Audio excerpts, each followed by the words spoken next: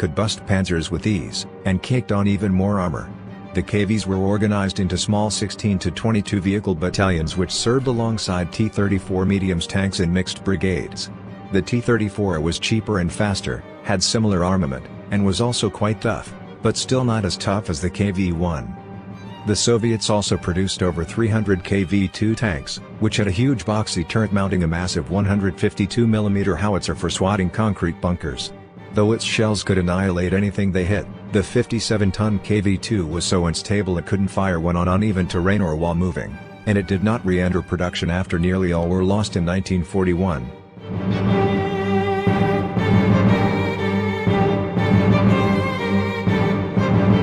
The Soviet Union only disposed of 337 KV-1s and 132 KV-2s in the Western Military District when the Nazis invaded. German intelligence somehow failed to identify the threat they posed. However, the Wehrmacht should have had an inkling of its heavy tank problem from its experiences in the Battle of France, when panzers faced heavily armored Matilda II and Char B-1-5 tanks that their guns could not penetrate. Unfortunately, the Allied heavies lacked the combined arms and logistical support to capitalize on initial battlefield success. German commanders had also countered with heavy anti-aircraft guns or howitzers in direct fire mode to penetrate heavy armor. This was not ideal for an army on the attack, however, as the artillery had to be towed into position by soft-skinned vehicles and required minutes of setup time. Deploying them in front of advancing enemy tanks bristling with firepower was a risky business. The shortcomings of this approach became evident in the Battle of Versenyi, in the opening days of Operation Barbarossa. On June 23, German tankers and Czech-built 35T tanks were startled when KVs of the 2nd Tank Division rolled straight through their regiment, unperturbed by ricocheting 37mm shells, to rampage amongst the infantry behind them. The 35TS had to wheel around and chase after the Russian heavies, eventually immobilizing some with hits to the tracks and driving off the rest. However, one of the KVs penetrated far behind German lines before running out of fuel directly in the supply lines of the 6th Panzer Division on June 24. When a fuel and ammunition convoy attempted to pass the seemingly abandoned tank, it opened fire and set 12 of the trucks ablaze. A battery of 50mm anti-tank guns began smacking the tank with high-velocity shells, but the Russian behemoth wiped it out with cannon fire.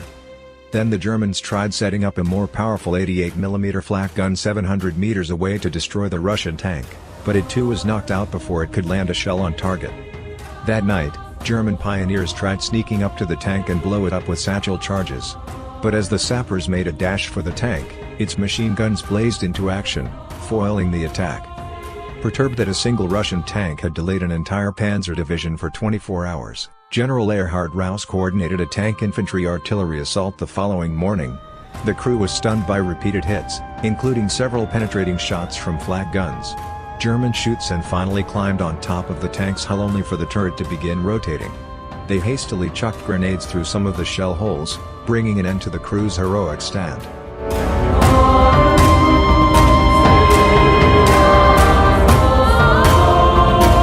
Despite the intimidating armor and firepower of the T-34 and KV tanks, the Wehrmacht seemed to roll on to victory after victory. After encircling and destroying over 600,000 Soviet troops in Kiev in September, the Germans finally committed to a drive on Moscow. The tip of the armored spear piercing northeast towards the Soviet capital was led by the 4th Panzer Division's Kampfgruppe Eberbach. This combined arms force included a motorcycle infantry battalion, 5 companies of Panzer III and IV tanks, and 9 .88 and 105mm guns.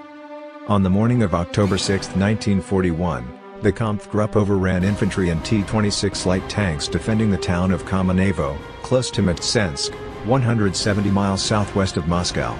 However, as the panzers rolled up the road leading to Tula, they were started to behold a vast armada of T-34 and KV tanks charging towards their left flank across an open plain. The night before, Colonel Mikhail Katukov had hidden his 4th Tank Brigade in an ambush position. The Soviet armor now pounced in a concentrated rush. Heavy guns deployed on an overlooking ridge began picking off Soviet tanks, but there were too few to stem the tide. The armored horde overran the ridge, crushing several of the guns under their treads, and plunged into a wild melee with the undergun panzers. The only bright side for the Germans was at that short range, they had a slightly better chance of penetrating the thick Russian armor from the side. Amidst the chaos of milling Russian tanks, Eberbach was eventually able to fall back, losing around a dozen tanks destroyed or damaged while knocking out 8 of the Russian heavies, at least by their own count. The first winter snow arrived the following day.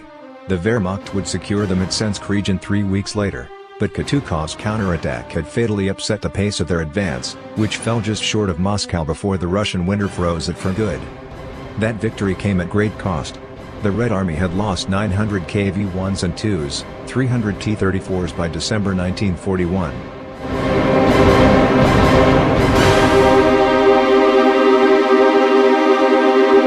Through 1943 the Soviets built more than 4,000 KV-1s, with successive model initially bolting on more and more armor to the overloaded vehicle. This trend peaked with model 1942 KV-1C, which boasted a Z's 576mm gun, a maximum of 130mm of armor, and a road speed of just 17 miles per hour. These assumed a major role in the Soviet offensives of 1942. There was also a run of around 70 KV-8s sporting flamethrowers in place of their main guns. However, while the KVs were nearly invulnerable to early war German tanks, they suffered from terrible visibility and defective transmissions. Frequent mechanical breakdowns and slow speed meant they struggled to keep up with the T-34s alongside which they served.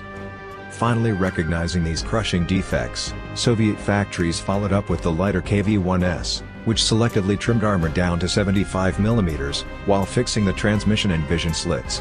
The more reliable vehicle could keep pace at 28 miles per hour. But by that time, new German tanks with improved armor and long-barreled 75 or 88mm guns could penetrate the KV's formerly near-impervious armor. While the KVs were still